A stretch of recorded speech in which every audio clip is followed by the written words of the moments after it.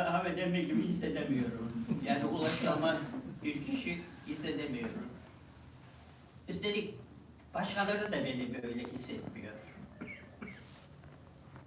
Bir gün İskilip'te, 12 sene önce, benim abimin bir torunu var. Akşam vakti. Hakan dedim, bana bir su versene. Çocuklar ortada dolaşıyordu, çardakta.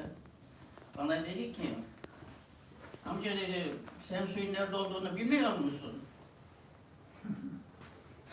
Öbür odayı tarif ediyor. Git kendi iç suyunu falan diyor.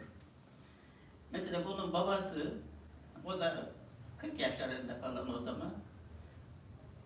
O böyle demez. Ama o 8-9 yaşındaki çocuk böyle diyor. Sen diyor suyun yerini bilmiyor musun? Yani ben bundan şikayet etmiyorum.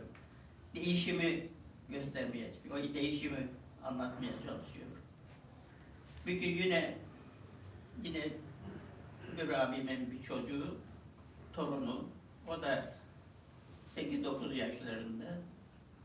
Kapının önünde kadınlar oturuyordu. Her biri bir iş yapıyordu. 10-12 kadın.